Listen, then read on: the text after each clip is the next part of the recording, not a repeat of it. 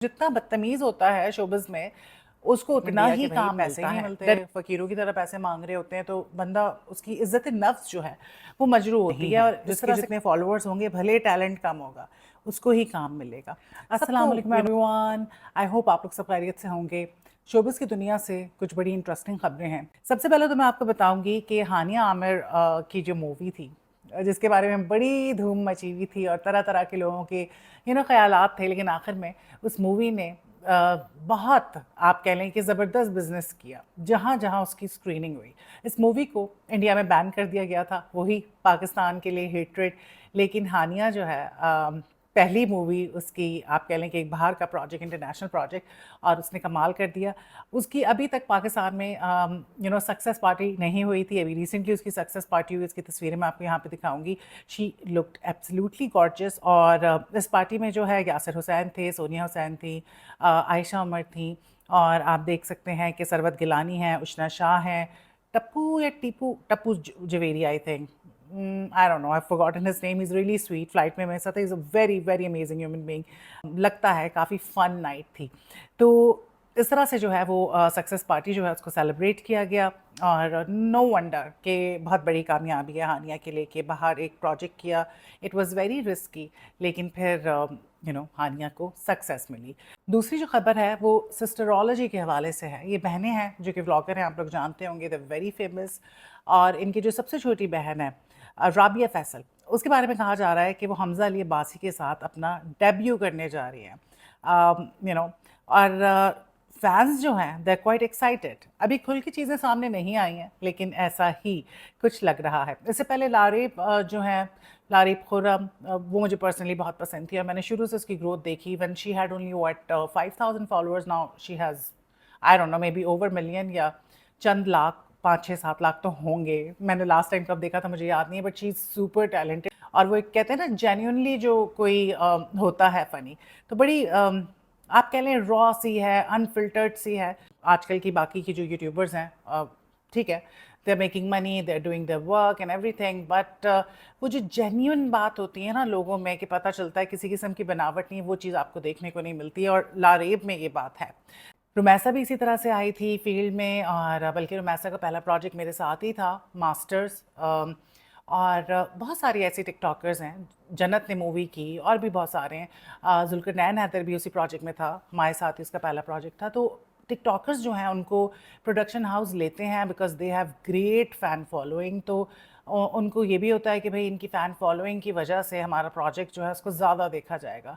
तो अब सारी सब कुछ जो है ना, गेम इस वक्त यही है कि किसके कितने फॉलोअर्स हैं। जिसके जितने फॉलोअर्स होंगे उसी हिसाब से आपको काम मिलेगा, और ऐसा ही हमने देखा है। और बहुत सारे आर्टिस्ट इस पे बोलते हुए भी नज़र आए हैं हमें सोशल मीडिया पे कि जी, सिर्फ उसी को काम मिलता है जिसके फॉलोअर्स ज़्यादा होते हैं। And it is like that, no doubt about it, ऐसा ही है। इसमें कोई किसी किस्म की दूसरी राय नहीं है।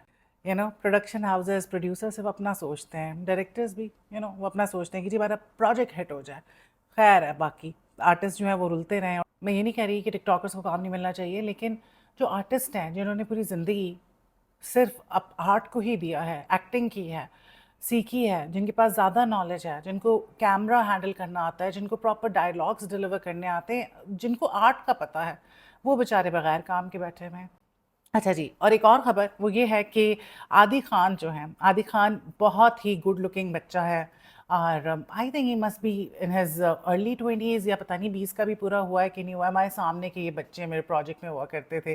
समी जो छोटा बड़ा क्यूट सा और प्लम सा है वो बच्चा, वो भी माशाल्लाह बड़ा हो गया। तो ये दोनों भाई जो हैं, they were known for their good looks, बहुत प्यारे बच्चे थे। और आति माशाल्लाह is all grown up because he is doing a film, this is his debut.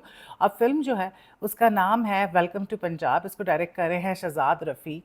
और ये जो है ना, उसकी मैंने कुछ पिक्चर्स देखी हैं, और लग रहा है कि वो ज़रा शाहरुख खान टाइप की, काजोल टाइप की फ़ील आ रही है, लेकिन काफ़ी ओल्ड स्कूल टाइप की जो है पिक्चर्स देख के फ़ील आ रही है। सो लेट्स होप कि फ़िल्म जो है अच्छा बिजनेस करे। Good luck to him. और इसके अलावा कुछ और भी खबरें हैं, उनके बारे में भी हम बात करेंगे। एक और खबर मैं आप लोगों के साथ शेयर करूँगी, जैसा कि आप लोग जानते होंगे अभी बहुत सारे लोग जो है सामने आए जब महरीन जब्बार जैसा एक बहुत बड़ा नाम डायरेक्टर, प्रोड्यूसर वो सामने आई लास्ट मंथ और उन्होंने कहा कि किस तरह से पैसे जो हैं फ़कीरों की तरह अपने ही माँगने पड़ते हैं और उनके भी पैसे फँसे रहते हैं। मैं हमेशा कहती थी, कोई नहीं सुनता था लेकिन फाइनली महरीन जब्बार ने जब कहा तो दूसरे भी जाग गए।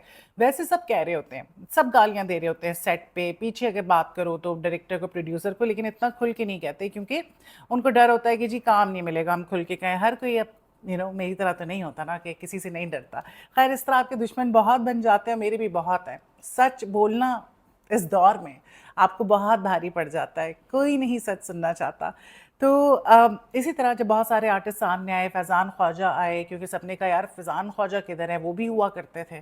तो फैज़ान ख्वाजा सामने आए, उन्होंने बाकायदा तौर पे स्टेटमेंट दिया कि भाई पैसे ही नहीं मिलते, फ़कीरों की तरह पैसे मांग रहे होते हैं तो बंदा, उसकी इज़्ज़त नफ्स जो है वो मजरूह होती है और इस तरह से काम नहीं किया जाता।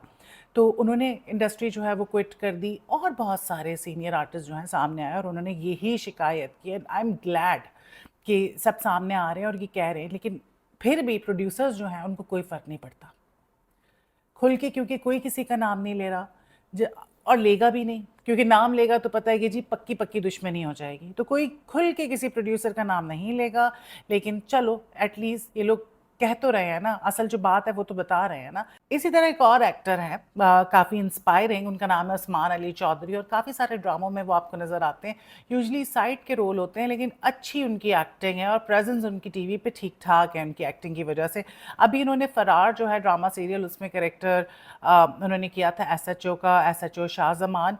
तो उन्होंने भी जो डिले है पेमेंट की उसके हवाले से एक बड़ा इंटरेस्टिंग मैसेज किया है और उन्होंने ये शेयर किया कि अगर मेरे पैसे 4-4 महीने लेट आ सकते हैं तो मैं क्यों नहीं सेट पे लेट आ सकता। बिल्कुल सही बात है। मैं क्यों जाता हूँ टाइम पर, ये भी उन्होंने लिखा। बिल्कुल सही बात है। अगर आप सेट पे लेट आ रहे हैं तो उस पे बड़ा शोर-शराबा मच जाता है कि आप लेट क्यों आए, क्योंकि प्रेशराइज़ बहुत किया जाता है एक्टर्स को और कोई बहुत अच्छे तरीके से नहीं ट्रीट किया जाता। कुछ हैं जिनको अच्छे तरीके से ट्रीट किया जाता है और वो लोग हैं जो बहुत बदतमीज़ हैं। जो जितना बदतमीज़ होता है शोबिज़ में, उसको उतना ही काम मिलता है। डायरेक्टर कहता है कि गालियाँ दे रहा होगा डायरेक्टर और आप देखेंगे वो कह रहा होगा कि अगले प्रोजेक्ट में मैं कास्ट नहीं करूँगा। अगली दफ़ा फिर उसी को कास्ट करेगा। तो बदतमीज़ तरीन इंसान जो है, वो ही शोबिज़ में चल सकता है, मैं आपको बता दूँ।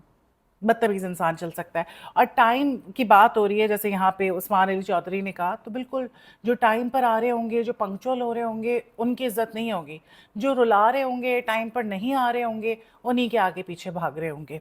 सो एक उन्होंने फ़नी सी बात की और उन्होंने इशारतन बता दिया कि भई उनको भी टाइम पे पैसे नहीं मिलते। बड़ों को नहीं मिल रहे, तो किसी को क्या मिलेंगे? तो ये एक हकीकत है शोबिज़ की इंडस्ट्रीज़ की, जिसके बारे में सबको पता चल गया है। ऑन एंड ऑफ मैं हमेशा बात करती रही हूँ उसके बारे में। अच्छी बात ये है कि लोग अब खुल के बात कर रहे हैं कि किस तरह से उनको उनकी खून पसीने की कमाई जो है नहीं मिलती, उसके लिए उनको फ़कीरों की तरह से मिन्नतें करनी पड़ती हैं, बेतहाशा कॉल्स करनी पड़ती हैं, फिर भी उनके जो चेक्स हैं वो कई-कई महीने लेट हो जाते हैं और ऐसा ही है। मैंने भी यही भुगता और फिर मैंने, जबकि मैं पार्ट टाइम एक्टिंग कर रही थी और फिर भी मैंने तौबा कर ली कि मुझे नहीं करनी मुझे नहीं करनी, क्योंकि मेरे अभी भी मिलियंस जो हैं वो, चाहे वो न्यूज़ इंडस्ट्री हो, चाहे वो शोबिज़ हो, ठीक-ठाक मेरे पैसे इस वक़्त फँसे हुए हैं और मुझे पता है कभी नहीं मिलेंगे और मैंने अ, माफ़ कर दिए। मैंने माफ़ क्या कर दिया, मैंने अपनी माँ का सदका समझ के दे दिया। तो ऐसा ही है, यही हकीकत है शोबिज़ इंडस्ट्री की, पैसे-वैसे नहीं मिलते हैं और रुलाते ही रहते हैं आपको पैसे के लिए। सो ये थी कुछ खबरें अपकमिंग प्रोजेक्ट्स के बारे में, मैंने सोचा कि मैं आप लोगों को बताऊँ। फिर मुलाकात होती है।